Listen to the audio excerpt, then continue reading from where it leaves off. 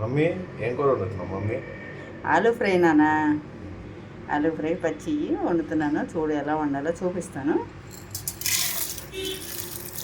ముందుగా నూనె వేసి నూనె కాగిన తర్వాత తాలింపు వేసుకోవాలి. తాలింపు వేసాం కన్నా ఇప్పుడు ఉల్లిపాయ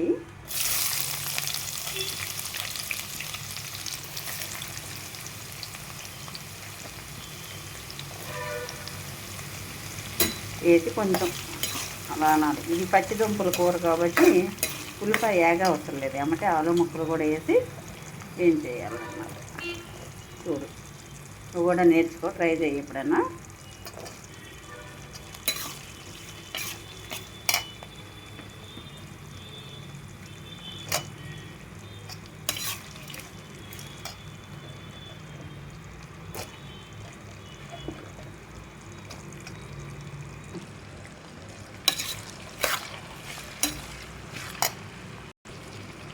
కరివేపాకు వేస్తున్నాను నాన్న. మంచి చెట్టుది లేత కరివేపాకు. ఇప్పుడు లైట్గా ఎగ్గింది కదా నాన్న. ఇప్పుడు పసుపు వేసుకోవాలి.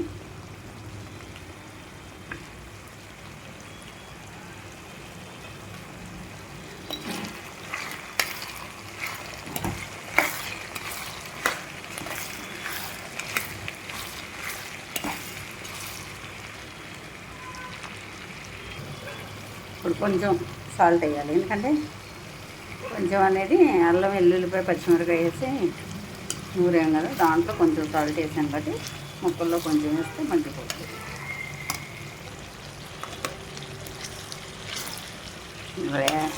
బాగా ఏగే వరకు ఇలా తిప్పుతా మరి వేయించుకోవాలి మాడకుండా.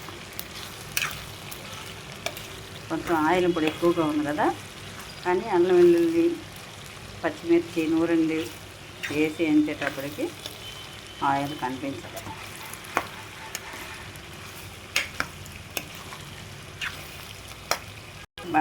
ఇలా బంగాళదుంపల కూర వండేటప్పుడు ఇలా అల్లం వెల్లుల్లి పచ్చిమిర్చి ఇలా నూరుకోవాలి.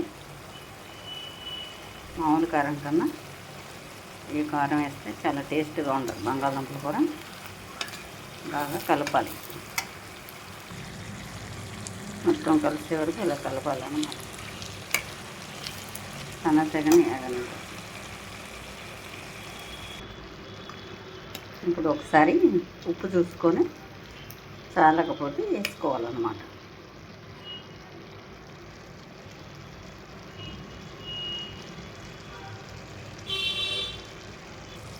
ఉప్పు చాలలేదు, కొంచెం వేస్తున్నాం చూడండి.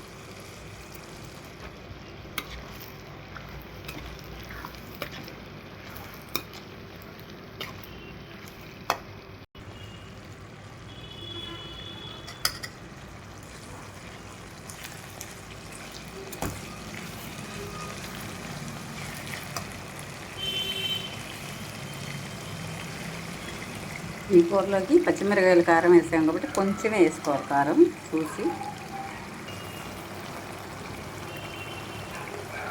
కారం కొంచెమే వేసుకోవాలి. కారం వేసి కలిపాం కదా, ఒకసారి టేస్ట్ చేసి మసాలా వేసి దించేయడం.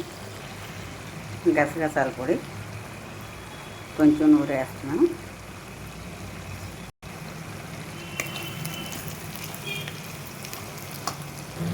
అలాగే మసాలా పొడి.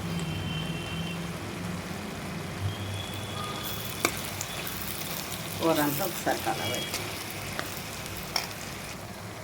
చూసారా, ఒకసారి ఇలా కలిపేసి పొయ్యి కట్టేసాను. ఆల్రెడీ ఆలు ఫ్రై అయిపోయింది. చూసాక ఆలు కర్రీ ఎలా ఉండాలో ఎప్పుడన్నా లేనప్పుడు వండుకోవచ్చు నువ్వు.